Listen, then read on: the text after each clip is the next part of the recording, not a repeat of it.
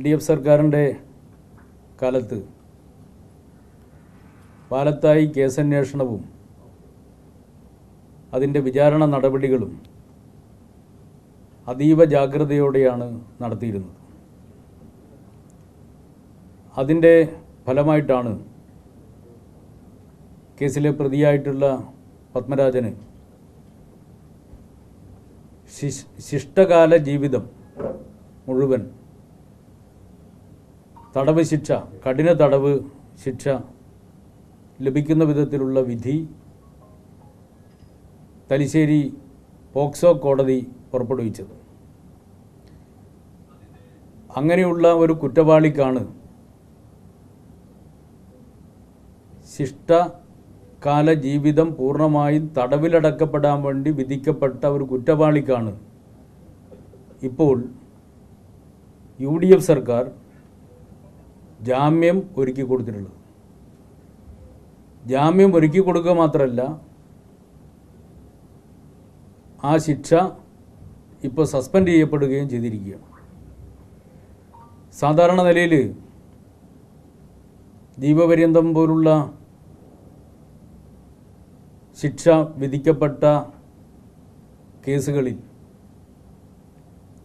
ജാമ്യത്തിൻ്റെ കാര്യം പരിഗണിക്കുന്നത് തന്നെ 2-3 വർഷമൊക്കെ കഴിഞ്ഞിട്ടാണ്. വളരെ എളുപ്പം ജാമ്യം കിട്ടില്ല. ഇത് ജീവപര്യന്തമല്ല, ശിഷ്ടകാല ജീവിതം പൂർണ്ണമായും കഠിന തടവിന് ശിക്ഷിക്കപ്പെട്ട ഒരാൾക്കാണ് പൊടുന്നനവേ ജാമ്യം ലഭിക്കുന്നത്. ഈ കേസ് ഒക്ടോബർ മാസത്തിലാണ് 2026 ഒക്ടോബർ മാസത്തിലേക്കാണ് കേസ് പോസ്റ്റ് ചെയ്തിരുന്നത്. ഒക്ടോബർ മാസത്തിൽ കേസ് പോസ്റ്റ് ചെയ്തത് LDF ഗവൺമെൻറ് അധികാരത്തിലിരിക്കുന്ന ഘട്ടത്തിലായിരുന്നു, മാർച്ച് മാസത്തിൽ. ആ സമയത്ത് ഒക്ടോബറിലേക്ക് പോസ്റ്റ് ചെയ്ത കേസ് UDF അധികാരത്തിൽ വന്നതോടുകൂടി മെൻഷൻ ചെയ്ത് ആ കേസ് അഡ്വാൻസ് ഹിയറിങ്ങിന് വേണ്ടി വെപ്പിക്കുകയാണ്. സാധാരണ നിലയിൽ അത്തരമൊരു നീക്കമുണ്ടാകുമ്പോൾ പ്രോസിക്യൂഷൻ ശക്തമായി എതിർക്കേണ്ടതാണ്. പക്ഷേ അങ്ങനെ ഗൗരവത്തിലുള്ള ഒരു എതിർപ്പ് ഈ കേസുമായി ബന്ധപ്പെട്ടുകൊണ്ട് ഉണ്ടായി എന്ന് പറയാൻ വേണ്ടി കഴിയില്ല. ഇപ്പോൾ ശിക്ഷ മരവിപ്പിച്ച് ജാമ്യം നൽകണമെന്നുള്ളൊരു അപേക്ഷ കോടതിയുടെ മുമ്പാകെ വന്നപ്പോൾ കോടതി ഉടനെ തന്നെ ഗുരുതരമായ ഒരു കുറ്റമാണല്ലോ, അതുകൊണ്ട് തന്നെ ഈ അപേക്ഷ പരിഗണിക്കുന്ന സമയത്ത് ഇരയുടെ വാദം കൂടി കേൾക്കണമെന്നുള്ളത് കണക്കിലെടുത്തുകൊണ്ടാണ് കോടതി തന്നെ അതിൻ്റെ മേലൊരു ഉത്തരവ് പുറപ്പെടുവിച്ചത്. കോടതി പറഞ്ഞത് പാനൂർ SHO ഒരു വനിതാ സിവിൽ പോലീസ് ഓഫീസറെ ചുമതലപ്പെടുത്തിക്കൊണ്ട് കുട്ടിയുടെ അമ്മയെ വീട്ടിൽ പോയി കണ്ട് ഇങ്ങനൊരു അപ്പീൽ കോടതിയുടെ മുമ്പിൽ വന്നിട്ടുണ്ട് എന്നും അതിൽ ഇന്ന കാര്യങ്ങളാണ് പറയുന്നത് എന്നുമുള്ള വിശദാംശങ്ങൾ മാതാവിനെ കണ്ട് ബോധ്യപ്പെടുത്തണം എന്ന് പറഞ്ഞുകൊണ്ടുള്ള ഒരു ഉത്തരവ് പുറപ്പെടുവിച്ചത്. ഈ ഉത്തരവിനെ അടിസ്ഥാനപ്പെടുത്തിക്കൊണ്ട് വീട്ടിൽ പോയി ഞങ്ങൾ ഇന്നലെ, ഞാനും സഖാവ് N ഷംസീറും P ഹരീന്ദ്രനും, ഞങ്ങൾ 3 പേര് ഇന്നലെ വീട്ടിൽ പോയിരുന്നു. ഇങ്ങനെ ആരെങ്കിലും വന്നിട്ട് ഇത് സംബന്ധിച്ചുള്ള വിവരം വല്ലതും തന്നിരുന്നോ എന്നാ വീട്ടിൽ അന്വേഷിച്ചു.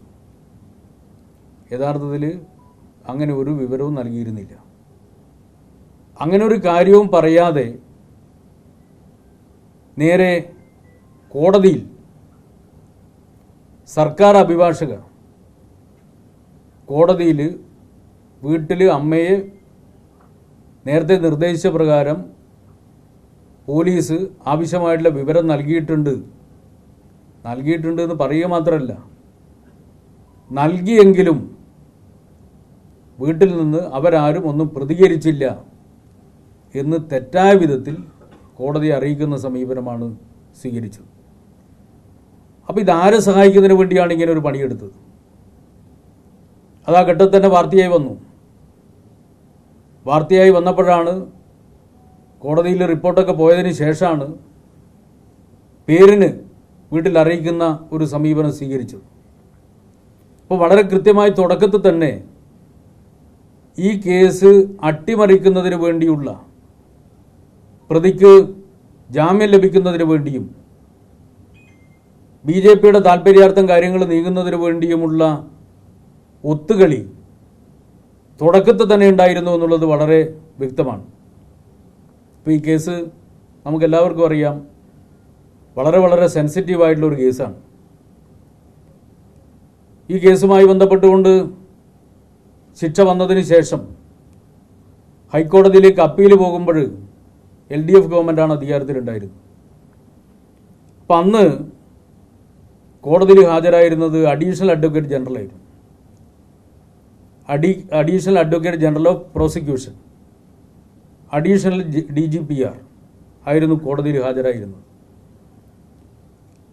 അപ്പോൾ അത്രയും ഗൗരവത്തിൽ ഈ കേസ് ഗവൺമെൻറ് കൈകാര്യം ചെയ്യുന്നുണ്ട് കണ്ടു എന്നുള്ളത് കൊണ്ടാണ് ഏറ്റവും സീനിയറായ അഭിഭാഷകൻ തന്നെ ആ സമയത്ത് കോടതിയിൽ ഹാജരായിരുന്നു.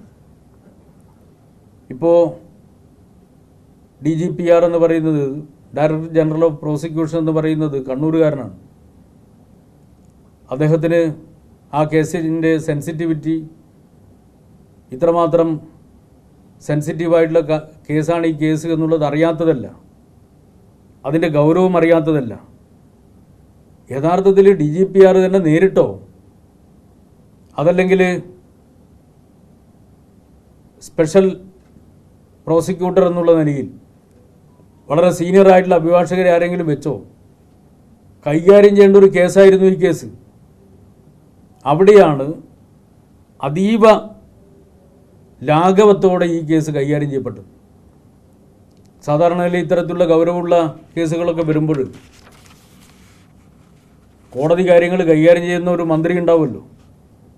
സാധാരണ നിലയിൽ മുഖ്യമന്ത്രിയാണ്. ഇവിടെ നിയമമന്ത്രിയും കോടതി കാര്യങ്ങൾ കൈകാര്യം ചെയ്യുന്ന മന്ത്രിയും എല്ലാം മുഖ്യമന്ത്രിയാണ്. സെൻസിറ്റീവായിട്ടുള്ള കേസുകൾ വരുന്ന സമയത്ത് മുഖ്യമന്ത്രിയുമായോ മുഖ്യമന്ത്രിയുടെ ഓഫീസുമായോ സാധാരണ നിലയിൽ ചർച്ച ചെയ്യേണ്ടതാണ്. ഇത് കേരളമാകെ അതീവ ജാഗ്രതയോടെ ഗൗരവത്തോടെ ചർച്ച ചെയ്തൊരു കേസാണ്. അപൂർവങ്ങളിൽ അപൂർവമാണ് എന്ന് കണക്കാക്കാൻ വേണ്ടി കഴിയുന്ന കേസാണ്.